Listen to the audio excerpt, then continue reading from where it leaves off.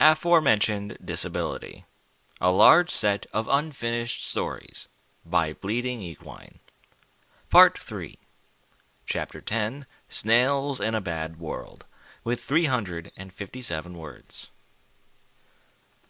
If I told you there is a meaning to life, would you believe me? Like some overcomplicated idea that might even convince you that it's true? Nah, there isn't anything more ridiculous than searching for a deep, convoluted reason for living, right? Each race of pony had a different mentality for living. To Pegasi, it's to fly. The sky is the limit. You can go wherever you want, and no pony will stop you. Sure, it's nice to know that those wings can get you up and high, but what happens when you get too close to the sun and burn off your wings? Now, unicorns would think that living means understanding everything, which makes sense to the basic eye, although trying to conceive more unreasonable ideas can really baffle the most devout of unicorns in their precious study of magic. Well, look at what all their fussing and studying gave. Absolutely nothing of use. Up next is the hard-working earth ponies and how they worked each day of their life to get a meal for a day, and nothing else. Could you believe if they'd stopped working, those poor saps would starve to death? Unbelievable. I took a different approach to life, a bit similar to all three races and what they generally were famous for. The difference is there is a lot more blood. A lot more blood. This isn't some childish attempt to scare you, nor is anything I speak will dissuade you to follow my way or not. All I have is a story, and it's a real wild one. Even in its ups and downs, in the beginning, I followed some naive idea that things could work out the right way. Honestly, when everything comes tumbling down, there isn't any restriction, code, or morality. When ponies have freedom to do whatever the hell they want, then you see the true face of ponies and what they really are. It never gets pretty. I learned it time and time again. And hopefully, you might learn too. I'll just make it convenient for you. Yes, convenience. Chapter 11. Twilight with no memory, with 668 words. Twilight Sparkle sat down. She didn't need any stallion concede to her will, for she is a perfectly well-rounded mare.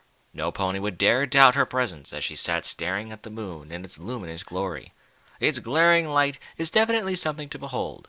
She started to wonder back to when she lived as a little filly, struggling to really understand why those thoughts were even being bothered to be considered in the first place. Twilight wondered how she would be acting so odd. Then, the sudden realization, she had no idea why she sat under the moon's glorious light. She grimaced and frantically looked around herself before she noticed she was in the middle of nowhere.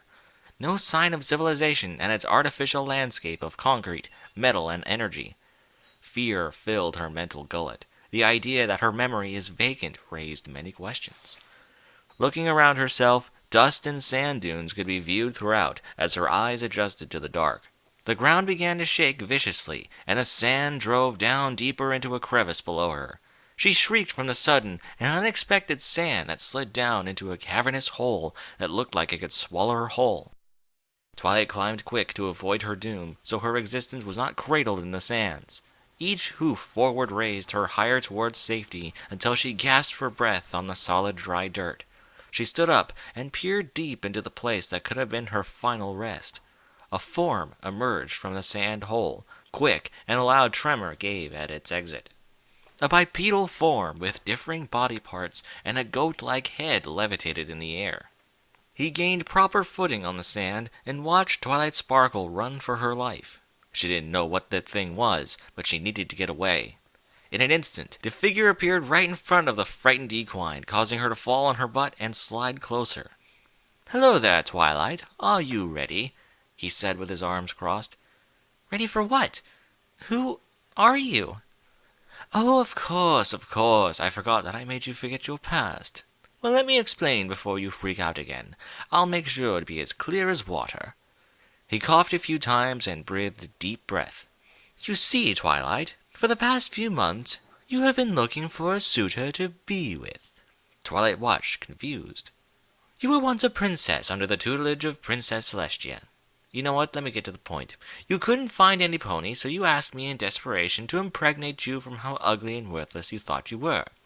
She stared at the Draconequus in shock. Not the fact that she is a princess, but the fact that she asked this thing to have babies with. Why would I want to do you? You're not even my own species. I'd most likely be with a zebra instead of you. Twilight's rage could be seen deep into her eyes.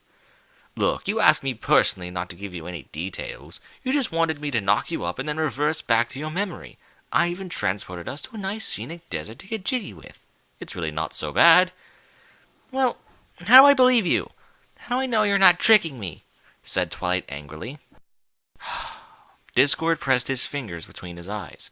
This was going to be more difficult to get through than he thought. How about I give you back a memory? Would you let me rut you then? Please, we need to get it done soon. Your unsafe day isn't going to last forever, and I've got things to do.